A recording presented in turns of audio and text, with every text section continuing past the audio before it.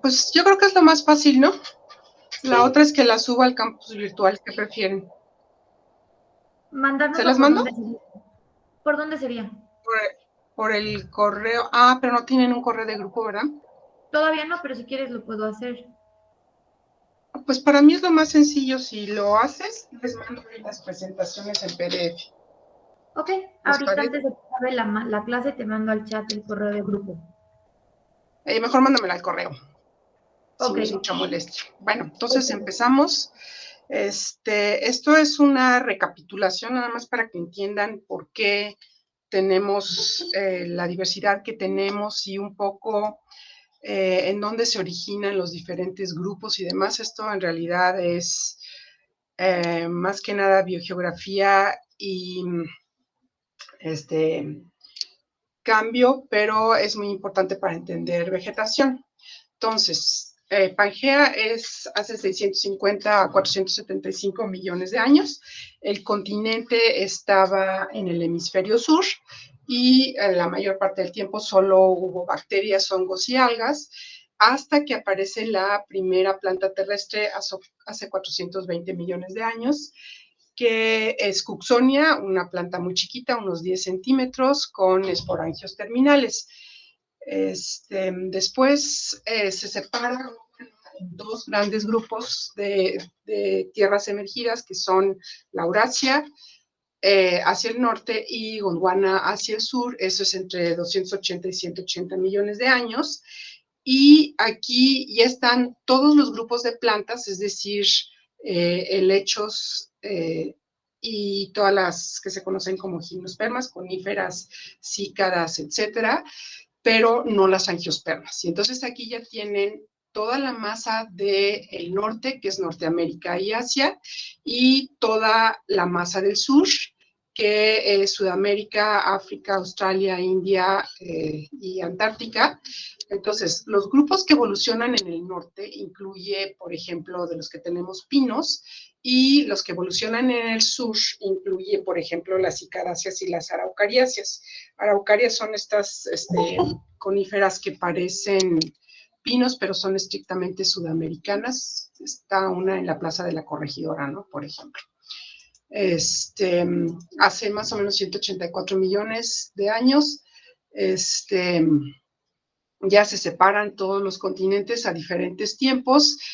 Sudamérica y África se separan hace 130 millones de años, India empieza a moverse desde 120 millones de años, Australia 80 millones de años. Aquí todavía faltan las angiospermas, hasta que finalmente hace 40 millones de años tenemos ya el arreglo de los continentes. Obviamente aquí ya están las angiospermas. Hace 40 millones de años tenemos ya la distribución actual de los continentes, pero entonces quiero hacer énfasis en que de lo que nos afecta directamente para diversidad, Norte y Sudamérica estuvieron separados por la mayor parte del tiempo de la historia evolutiva. Centroamérica y las grandes Antillas también están separados de las masas continentales, y entonces esta distribución que tenemos actualmente de que Norte y Sudamérica están unidos por Centroamérica es una cosa reciente. Hace 40 millones de años se eleva la parte de Centroamérica, es una placa que se viene moviendo, se une finalmente con el resto de las masas, y entonces tienen ya una unión entre Norte y Sudamérica, y viene lo que se conoce como el gran intercambio americano. Es cuando se empiezan a mover las floras y las faunas a través de Centroamérica.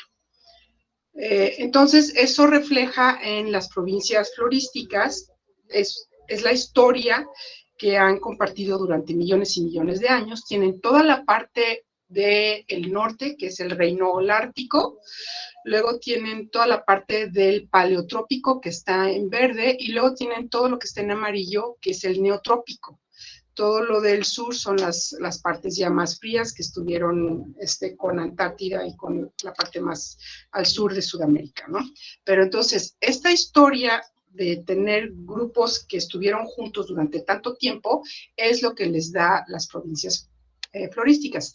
Obviamente todo esto se ha entendido después de entender que hubo tectónica de placas, porque antes esta afinidad florística, por ejemplo, que África y Sudamérica se parecían más entre sí que Norte y Sudamérica, se había explicado por puentes terrestres. Y entonces, arriba a la izquierda puse un dibujito que todavía tiene cierto sentido, ¿no? A lo mejor había un puente terrestre entre África y Sudamérica, y a lo mejor había un puente terrestre entre la Antártida y Sudamérica, y uno que conectaba la India con África, ¿no? Por eso tienen elefantes en la India, o ¿cómo se llama? Australia y el sureste asiático, ¿no? Pero entre, entre más grupos ven, más y más difícil es explicar este tipo de conexiones biológicas. Entonces llegó un momento en el que algún ocioso puso en gris todo lo que se hubiera necesitado de placas, de puentes terrestres para explicar todas estas uniones florísticas, ¿no? Que es el de la derecha. Entonces eso pues, ya es absurdo. Nunca ha habido tantas tierras emergidas como que explicara esta distribución de los grupos, ¿no? Entonces, bueno, hasta que entendieron lo de tectónica de placas, pues ya tuvo mucho sentido. Bueno, pasando ya a México, tienen que entender que México en realidad es un país geológicamente muy joven. Este es un esquema de hace 170 millones de años, cuando todas las placas están todavía separadas. Hay una placa de Norteamérica que está en verde, luego viene la placa de Farallón, este es Chortis, este es lo que después hace Centroamérica y forma el arco antillano, Sudamérica totalmente separado del resto de los continentes y África. Entonces, lo que sigue me lo robé del Instituto de Geología, es una animación, ya no la tengo como animación, entonces me voy a ir por los diferentes años. Entonces, hace 100 millones de años, México no tiene más que la parte más norteña, es un poco como Coahuila y Chihuahua. Y si se fijan, hasta la izquierda hay una cadena montañosa. Eso es lo que después será Baja California y la Sierra Madre occidental. Hace 50 millones de años ya tienen, bueno, una parte interesante del país, ¿no? Ya está, por ejemplo, toda la parte del sur. Esta placa que viene acá abajo, esa es Chortis, esa es la que impacta. Bueno, si se fijan, ha ido impactando desde antes y es lo que va formando, por ejemplo, una fractura a lo largo del país que forma el eje neovolcánico. Pero aparte está empujando todas las tierras hacia la parte del Atlántico.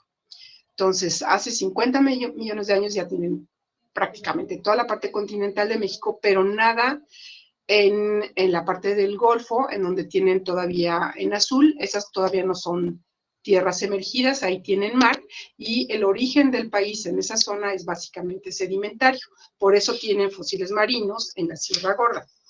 Esto es hace 30 millones de años, aquí ya tienen las dos grandes cadenas montañosas del país, no se ha separado Baja California, la placa de Chortis ya avanzó un poco más, ya se está formando el arco antillano, pero vean que ni Chiapas ni la península de Yucatán están todavía formados, ¿no? Ya hay un poquito más de la planicie costera del Golfo y ya hay un poquito más de Tamaulipas, pero todavía son tierras muy bajas y de origen sedimentario.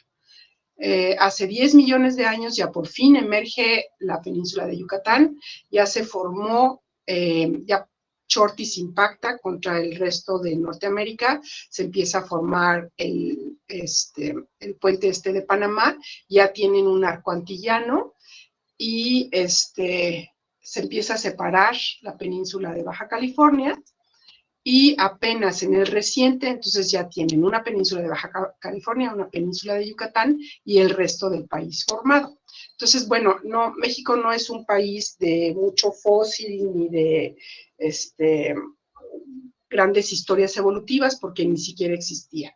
Entonces, el que la península de Yucatán sea uno de los lugares menos ricos florísticamente y poco diverso y con pocos endemismos, se explica porque pues es una zona que emergió recientemente, todos los suelos son iguales, es como una placa calcárea que está encima de una capa marina, ¿no? ¿Hasta aquí tienen alguna pregunta?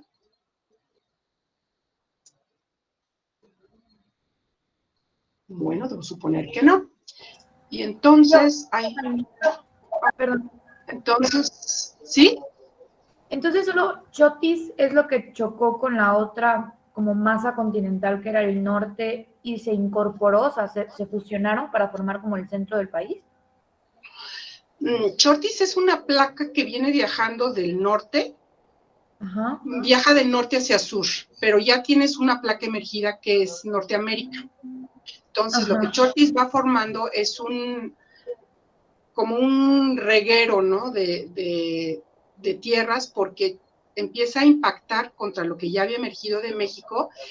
Eso es lo que hace que se forme el eje neovolcánico transversal, porque ya tienes una sutura con la parte media del país.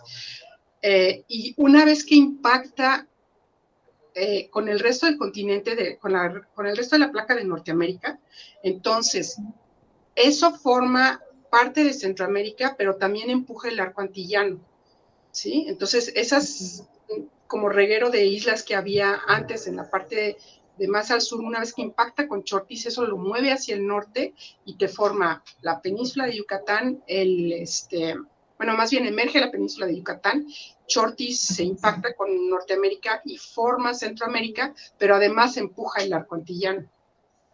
Ok. ¿Sí? Y entonces el empujar el arco antillano es lo que hace que emerja Yucatán. Sí, exactamente. Ya tienes una conectividad entre Norte y Sudamérica, empuja todas esas masas terrestres y emerge la península de Yucatán. Es de origen totalmente sedimentario y marino. Y por eso Ok. generalmente son tierras bajas, ¿no? No hay, creo que todavía hasta la fecha lo más alto en Yucatán son las pirámides, ¿no? No hay montañas en Yucatán. Ok. Ahora sí ya está mejor. Gracias. ¿Algo más, alguien? ¿No? Ok, bueno, entonces vamos a ver el otro gran impacto en la vegetación de México, que es todo lo que ha producido la última glaciación en Norteamérica.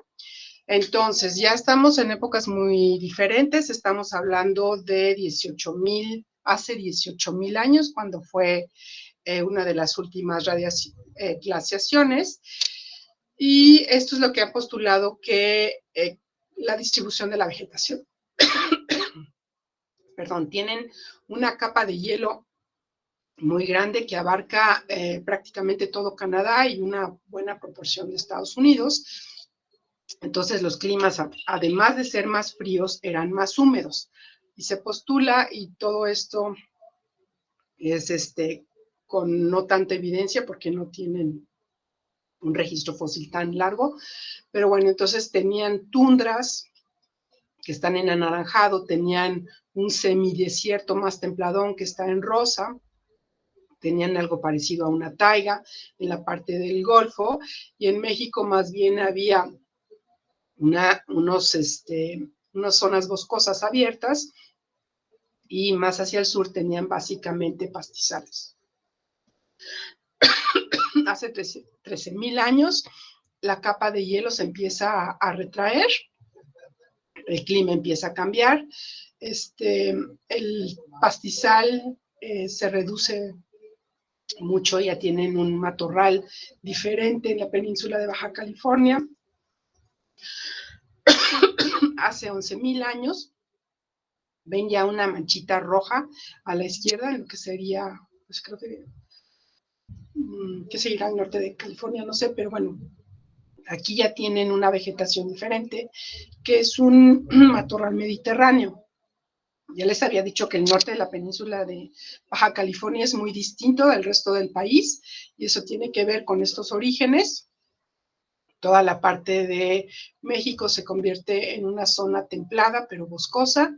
Empiezan los pastizales de la parte del medio de Estados Unidos, tienen ya un semidesierto. Y hacia la parte más húmeda tienen bosques templados, bosques fríos y hasta arriba taiga. En el sur, ya en Sudamérica, tienen más bien una vegetación muy tropical, que es ya una selva.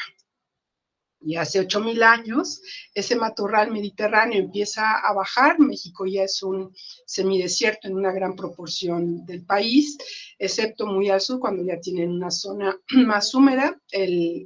La zona de bosque tropical avanza hacia el norte, y bueno, el resto de Estados Unidos más o menos queda igual. Y esta es cómo estaría la vegetación si no tuvieran un uso de suelo en el que la hubieran cambiado, suponiendo que no hubiera agricultura. Toda la zona tropical del sur sube por las dos costas en el país. Entonces, la península de Yucatán y las dos partes de la costa serían las más húmedas, tienen unos bosques lluviosos, en medio tienen una vegetación más seca, ¿no? Pero una proporción importante sigue siendo pastizal, que está en amarillo, y un semidesierto que está en rosa, y la parte de la vegetación mediterránea. Bueno, ¿cómo saben cómo estuvieron estos cambios de la vegetación? Eso está bien bonito, porque además han ido sacando mucha más información y más detalles con diferentes núcleos que han hecho en otras zonas. Entonces, esto es cuando sacan una perforación en una zona que tuvo zonas húmedas en las que se desarrolló sphagnum. Sphagnum es musgo acuático que retiene una gran cantidad de humedad y que es muy bueno como mecanismo de fosilización, porque toda la lluvia de polen que cae de la zona de alrededor va a mantenerse y se va a fosilizar en estos lechos de sphagnum. Entonces, cuando sacan la turba con núcleos, revisan, ¿no? Y entonces ponen, en la primera columna es profundidad, ¿no? En centímetros, 320, 340, hasta 500 y tantos. Obviamente, entre más abajo es más viejo.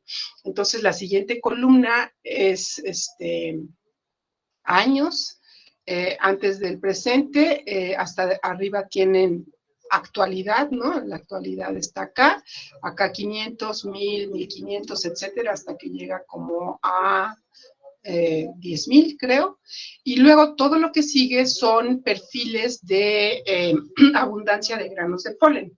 Entonces, el primer bloque son árboles, el siguiente arbustos, luego arbustos enanos, hierbas y pastos, plantas acuáticas y esporas.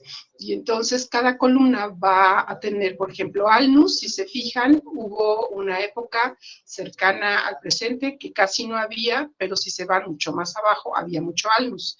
Alnus es una planta de lugares fríos y húmedos. Eso quiere decir que esta zona en la que hicieron esta perforación fue más fría y más húmeda hace más de 4,500 años. Y después hubo un aumento en la sequía y por lo tanto empieza a entrar Picea. Así ven como cuando Alnus disminuye, Picea, que está después del pino, aumenta. El pino tiene sus subidas y sus bajadas y bueno, luego ya vienen todos los demás perfiles. Entonces, con estos cambios en la composición de los granos de polen en diferentes columnas, es que han sacado cuántos grados tuvo que haber variado esa temperatura. ¿Esto es en América? No, en Suecia, creo. Y aquí no se nota, pero en algunos perfiles en otras zonas de Europa pueden incluso ver cuándo fueron las grandes epidemias humanas y cuándo hubo disminución una disminución importante en las poblaciones, porque aumenta la cantidad de árboles y disminuye la cantidad de pastos, porque obviamente la gente está cultivando pastos y cuando disminuye la población humana, disminuye la cantidad de pastos. Y eso lo han relacionado con las grandes epidemias de peste. Este es con periodos históricos. Entonces, el verde es el Holoceno temprano, después sigue la edad del bronce, la edad del hierro y el periodo histórico. Hasta arriba tienen el presente. Y aquí están las diferencias con los grupos, ¿no? Los árboles, los arbustos, las hierbas, ¿no? Por ejemplo, vean los pastos, que es grass, y aquí están todas estas fluctuaciones en la cantidad de pastos. Eso tiene que ver con la cantidad de humanos. Ok, eso está muy bonito cuando tienen una zona en la que tienen pantanos, pero no todo el mundo tiene pantanos. Por ejemplo, el suroeste de Estados Unidos y el norte de México siempre fue una zona mucho más seca y por lo tanto nunca tuvo ni pantanos ni sphagnum, como han fechado en el centro y el norte de América y en Europa. Entonces hay unos estudios que a mí me gustan muchísimo porque hay una rata, esta neotoma, son varias especies, les dicen pack rat porque son unas ratas que, como unas ratas tilicheras, ¿no? Juntan y juntan y juntan un montón de cosas y hacen unos nidos enormes. Entonces, esos nidos son nidos de neotoma. A la derecha hay uno de esos nidos y lo que hace el animal es que trae ramas o pedacitos de hojas o conos de plantas o espinas o semillas, ¿no? Como que está juntando semillas, los lleva a su nido y arma el nido con esas varitas y con todas esas cosas y se orina. Y con la orina cementa todas las ramitas que trajo. Entonces, ya se sabe que las ratas no caminan tanto para o sea, no se mueven grandes distancias para juntar las cosas, sino que más o menos se mueven entre 30 y 100 metros de distancia del nido en el que están, y cada rata prefiere diferentes cosas. Por ejemplo, Neotoma cinerea prefiere hojas de coníferas, Neotoma floridana plantas de hojas anchas, y esta Neotoma albígula prefiere las chollas, que son estas opuntias cilíndricas. Y entonces esto es como se ven esos nidos de neotoma. Entonces cuando la rata ha ocupado el espacio poco tiempo, pues es un nido chiquito. Aquí en medio hay una moneda. Pero hay nidos que se han ocupado durante muchísimo tiempo y entonces son unos nidos enormes. Han fechado esos nidos y porque una vez que se orina y cementa, esos nidos se fosilizan. Y entonces, además de los macrofósiles que la rata va trayendo, como hojas, semillas, frutos, espinas, se orinan, cementan, y entonces esa orina fija el polen, y entonces, además de la evidencia de los macrofósiles, hay evidencia de polen que puede haber ingresado por viento en el pelo de las ratas, en restos de las plantas que trajo o en las heces del animal por las plantas que se comió. Y entonces tienen esta situación en la que tienen una vegetación, la rata mueve restos de vegetación y también hay restos que se adhieren, están todos los excrementos de la rata, lo que se le pegó, lo que llevó y todo lo que llegó por viento. Y con esto han reconstruido la vegetación de el sur de Estados Unidos y norte de México, y han llegado a la conclusión que siempre fue una zona muchísimo más árida, pero que también tuvo un periodo durante el Holoceno en que fue más húmedo y más frío, y entonces no tenían un desierto, sino más bien bosques de coníferas, ¿no? Tipo cupressus, juniperus y pinos piñoneros. Y ya, ¿alguna pregunta?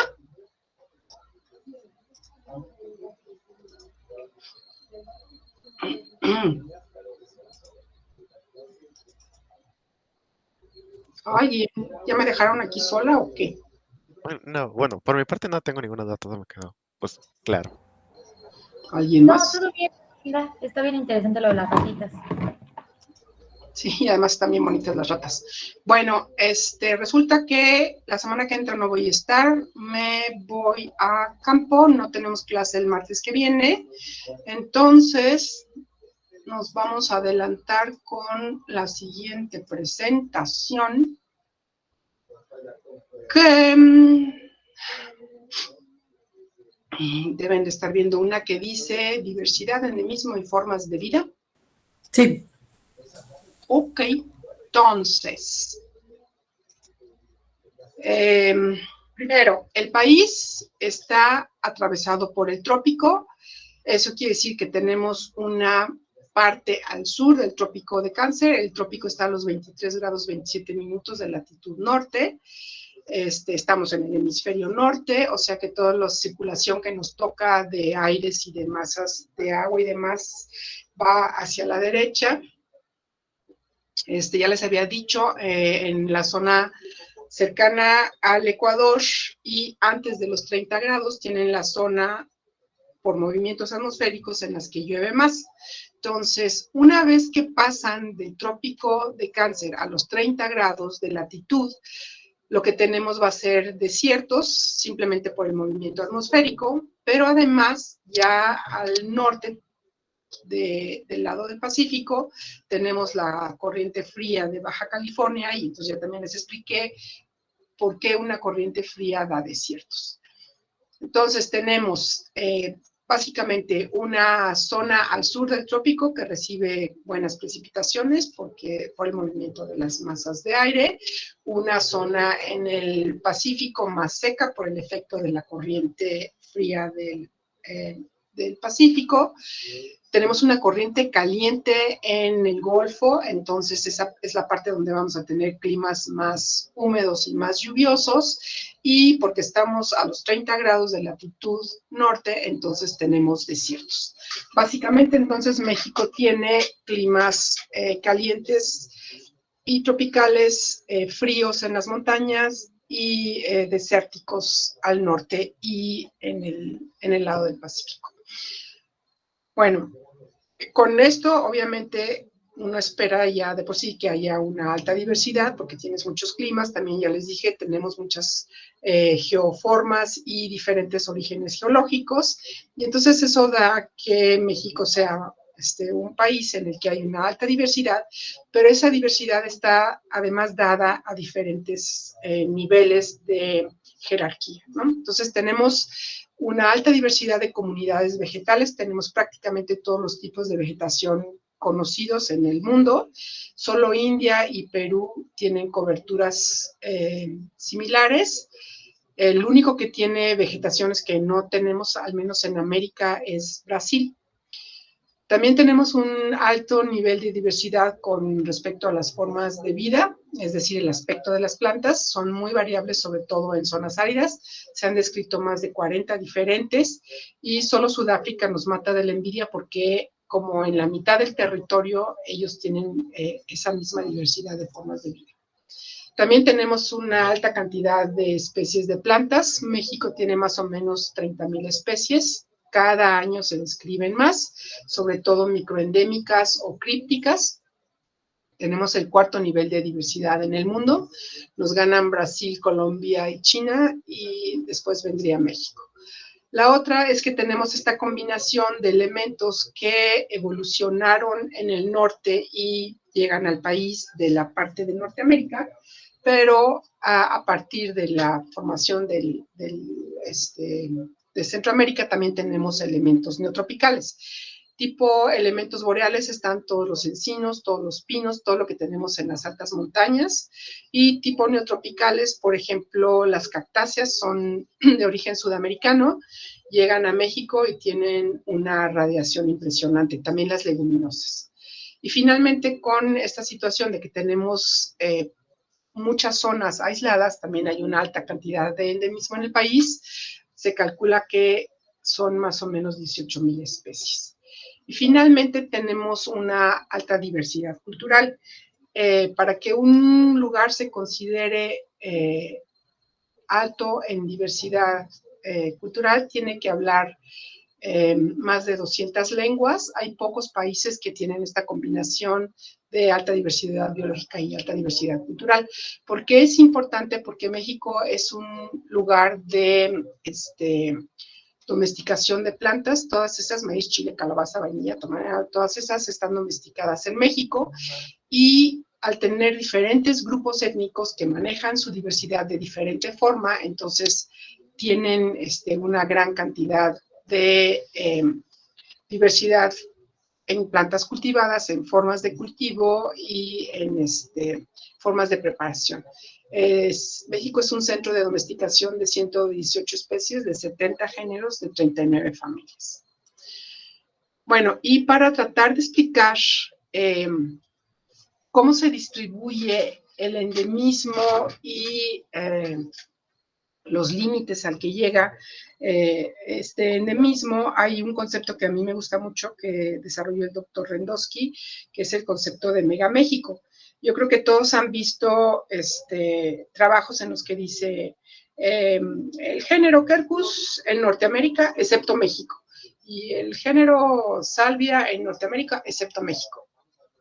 Eso es porque siendo México parte de Norteamérica, la diversidad que tiene y el endemismo es muchísimo mayor y nunca se tomaron la molestia de ver dónde están realmente los límites no políticos, sino biológicos, ¿no? Entonces, lo que hizo el doctor Rendosky es, analizando la diversidad y el endemismo, movió a lo que él consideraba las fronteras naturales. Entonces, Megaméxico 1 lo mueve hacia el norte hasta los límites de los desiertos que compartimos con Estados Unidos, que son el de Sonora, el de Chihuahua y el de Tamaulipas. Megaméxico 2 movió la frontera hacia el sur, hasta el norte de Nicaragua, que es hasta donde compartimos una diversidad florística similar. Ya más al sur tienen muchos elementos que vienen de Sudamérica que nosotros no tenemos. Y luego Megaméxico 3 mueve los límites hacia el norte y hacia el sur. Entonces le queda México, este es el dibujo, el primero a la izquierda. Megaméxico 1 es el límite de los desiertos. Se fijan otra vez, en donde no incluye es el norte de la península de Baja California. Megaméxico 2 lo mueve hasta Nicaragua y Megaméxico 3 es con las dos fronteras. Bueno, viendo los endemismos a nivel de familia, en México tenemos 1, en Megaméxico 1 tenemos 4, Megaméxico 2 hay 2 y en Megaméxico 3 hay 5.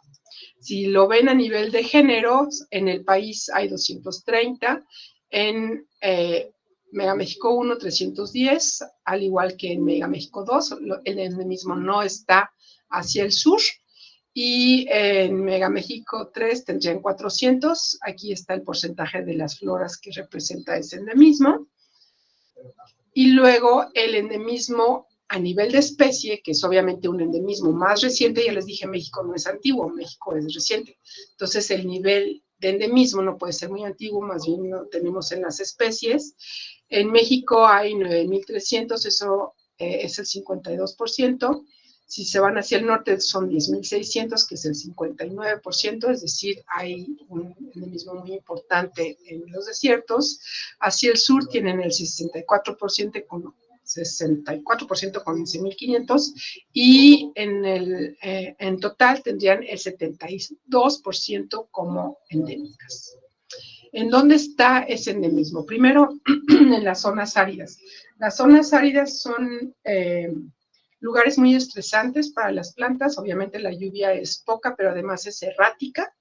Entonces, hay formas que se adaptan a microclimas o suelos especiales y demás. La península de Baja California, esa se considera que el 25% de la flora es endémica. Obviamente tiene ya varios millones de años que está separada del resto del continente, y la unión con el resto del país es solamente a través de las islas, tipo stepping stones, o por el norte, ¿no? Y esa es una zona, es la zona más seca que tenemos. Las dos sierras madres tienen un elemento endémico importante. La depresión del Balsas, ya les dije, es una zona baja rodeada por montañas. Luego están los picos montañosos. Todas las grandes elevaciones del eje neovolcánico son zonas montañosas que están aisladas, porque la flora que se desarrolla en una parte alta no puede bajar, el clima es muy diferente y no puede moverse a la siguiente montaña porque está muy lejos. Luego los suelos yesosos, esos son muy difíciles para las plantas porque esos suelos yesosos retienen la poca agua que hay. Y finalmente, todas las zonas que sirvieron como un refugio climático en el Pleistoceno. Cuando aumenta el frío, quedan pequeñas zonas que no estuvieron con un clima tan importante y en esas zonas se quedan como refugio. Bueno, las formas de vida. Las formas de vida que yo les voy a explicar, se las estoy dejando lo más fácil que se puede, porque si vieran los trabajos de Miranda y Hernández X, aquí hay como una clave dicotómica de cómo reconocerían las diferentes formas de vida. Esas son 43. Entonces ellos hablan del elemento leñoso, es decir, aquellos que forman madera, y habla de los que tienen nanófitos, que son hojas grandes, y los que tienen micrófitos, hojas pequeñas. Luego aquellos que se polinizan por viento contra aquellos que se polinizan por insectos, y así se van siguiendo la clave y finalmente llegan a 43 formas de vida. Lo que como me gusta a mí es más bien algo mucho más sencillo, que son como 14 formas biológicas. La primera columna son los números, la siguiente columna son los nombres de esas formas biológicas, y luego aquí viene hacia la derecha los diferentes tipos de vegetación. Entonces, BTP es un bosque tropical perennifolio. El 1 son árboles perennifolios. Nada difícil de entender que un lugar en el que básicamente tu estructura de la zona está compuesta por árboles perennifolios, se fijan, tienen 70 especies de árboles perennifolios, pero no tienen árboles caducifolios, no tienen arbustos sin hojas, no tienen arbustos de tallos suculentos. Entonces, esto es un bosque tropical perennifolio, ¿sí? Váyanse a la Z, ese es un zacatonal. No sé si alguna vez han ido a los picos altos de México, la parte más alta, se pierden los árboles y entonces solo quedan pastos amacollados. Entonces, árboles perennifolios en el zacatonal, pues tal vez alguno. Árboles caducifolios, pues tal vez alguno. Pero ¿qué sí tienen? Acá tienen 70 de herbáceas vivaces, es decir, plantas herbáceas que siempre tienen hojas, ¿sí? Entonces, por eso es tan importante entender que las formas de vida es lo que les está dando los tipos de vegetación. ¿Hasta ahí me siguen? Mainda, ¿el 70 y los números se refieren a de 100%? O sea, ¿son como porcentajes? No, son números totales, son números de especies. Ah, 70 especies, ok. Ajá. Y podrías como repetirme o vamos a verlo después, como qué significaba cada letrito de tipo de vegetación. Bosque tropical perennifolio, bosque tropical deciduo, bosque escamoso, matorral subinerme, matorral inerme. Todos estos tres que siguen son matorrales, la Z es acatonal. ¿Sí? Ok, gracias. Ok, y entonces, bueno, entonces vamos con las formas de vida que propone Rendowski. Primero, los árboles perennifolios. Espero que sepan, un árbol es una planta que tiene un crecimiento secundario, es decir, forma leño. Y perennifolio es que siempre van a tener hojas, no importa si hace frío o si está seco, no van a perder las hojas. El ejemplo más típico es un pino, ¿no? Que en todas las épocas del año va a estar verde.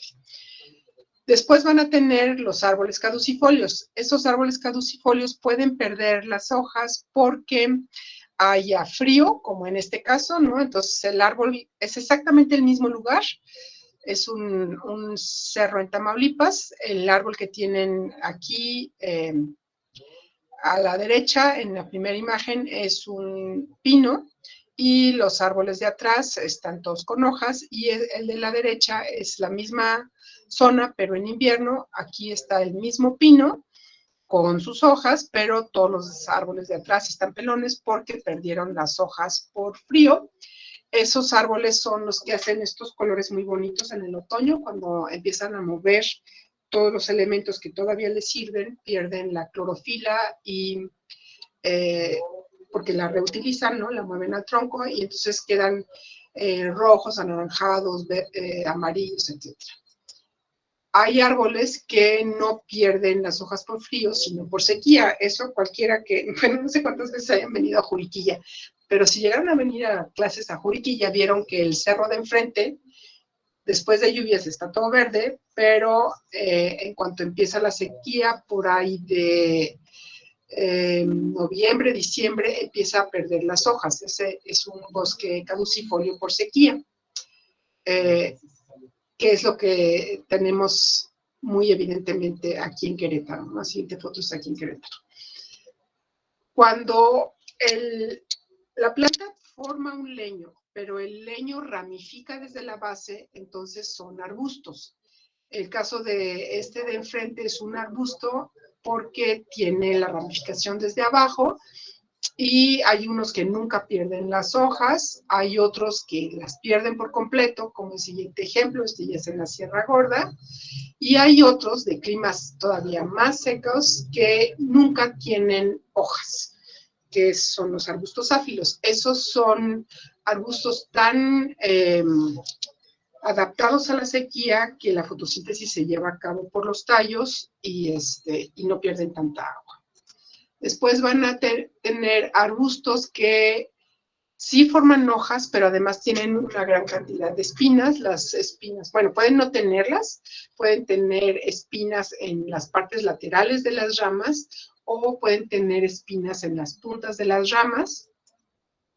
Luego van a tener arbustos que forman rosetas, famosamente los agaves, las yucas o los dacilirios, los otoles.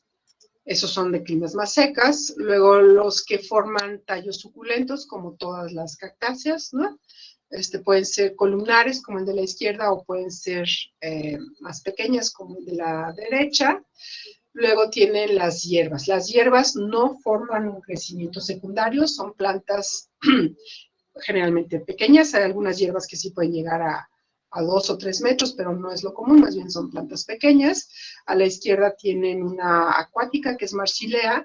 Esta siempre tiene hojas o se muere por completo. Y a la derecha hay un caso de los que les dicen mallitos. Estos crece la planta después de lluvias, forma tallos, hojas, y una vez que viene la sequía, todo se muere y se queda un bulbo abajo.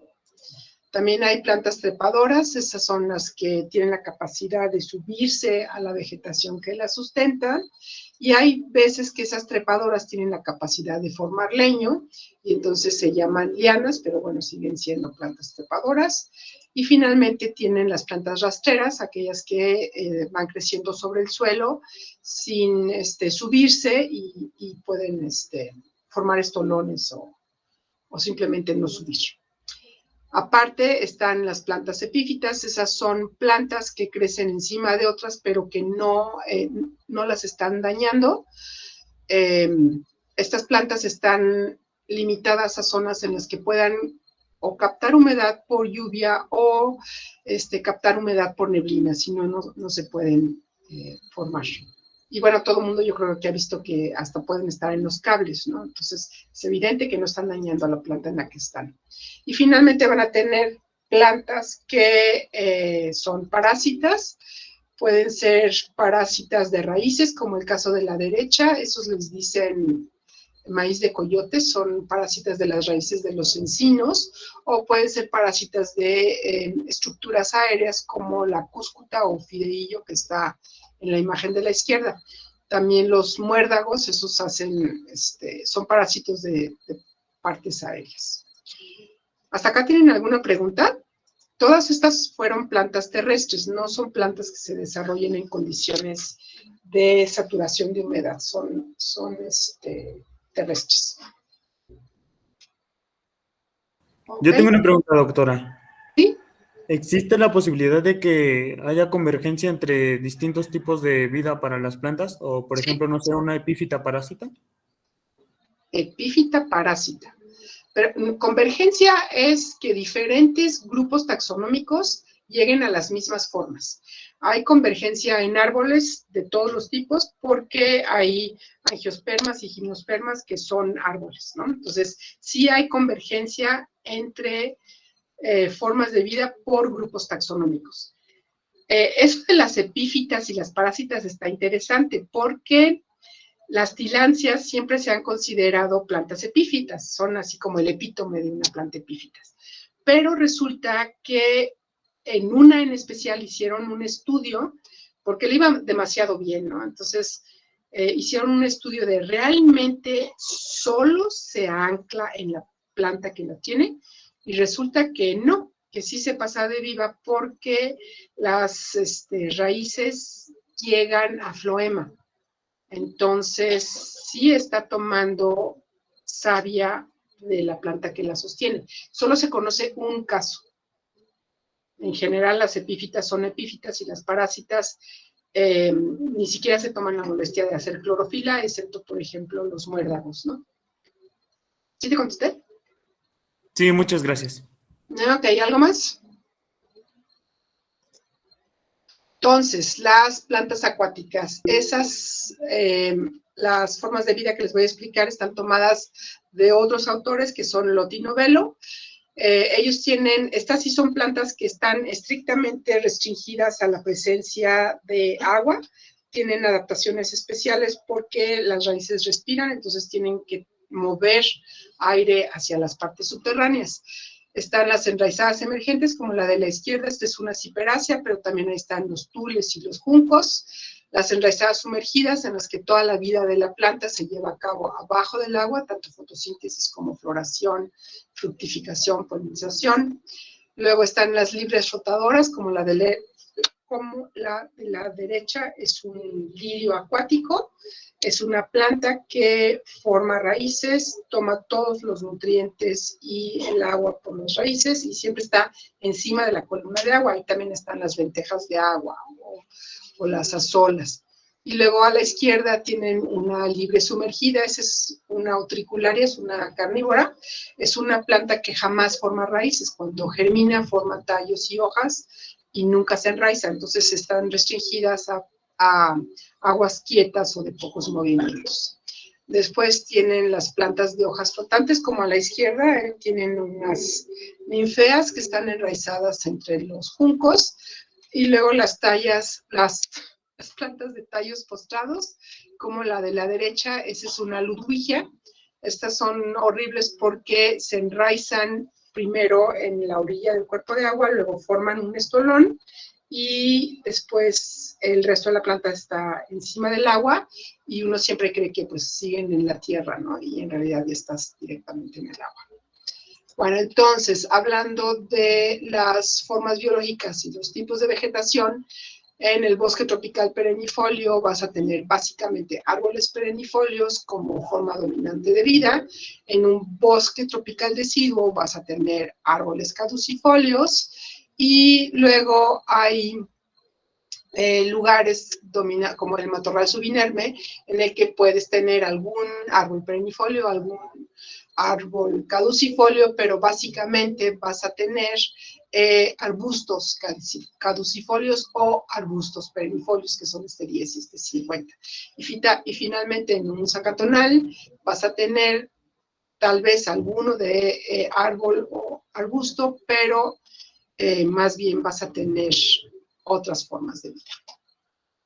Y ya, sería todo. ¿Tienen alguna pregunta? Yo tenía una parecida a la que habían dicho hace poquito de lo de la convergencia. Ajá. ¿Es posible que se dé una convergencia entre los arbustos áfilos con con alguna suculenta? A ver, convergencia entre un arbusto áfilo y una suculenta. Ujú. Pensando en convergencia, que están en el mismo lugar o cómo. ¿Sí entienden lo que es convergencia? Bueno, Convergencia, sí, lo que yo me refiero es, por ejemplo, de que en algún momento lleguen a tener ¿cómo decirlo? ¿Alguna estructura parecida? entre un arbusto caducifolio, un arbusto áfilo y una suculenta, no. Lo que vas a tener en una suculenta va a ser una planta básicamente de parénquima en la que tienes espinas, las hojas están modificadas en espinas, Y lo que vas a tener en un arbusto áfilo es una planta con crecimiento secundario, es decir, xilema, poco parénquima, y no vas a tener espinas, o en todo caso las espinas son de un origen diferente. Por ejemplo, en un arbusto, en una crassicaule, casi siempre van a ser en México cactáceas, y ahí el origen de las espinas son las hojas, el origen evolutivo, mientras que en un arbusto áfilo son las ramas. Ok, sí. Bueno, entonces sí son bastante diferentes. Ok, gracias. Sí, sí, morfológicamente y fisiológicamente los arbustos áfilos son C3 y los arbustos, los crassicaules generalmente son CAM, hasta metabólicamente son diferentes. Ok, gracias. De nada, ¿algo más? No. No a la 1. No a las 2. Ok, entonces, please, ¿se acuerdan? La semana que entra no nos vemos. Nos vemos hasta la siguiente, por favor. Sí, ya te mandé un correo del nuevo correo de grupo. Ok. Muchas gracias. Ahí les mando las presentaciones. Ok, gracias, Mainda. Órale, Gracias. nos vemos. Gracias. Adiós.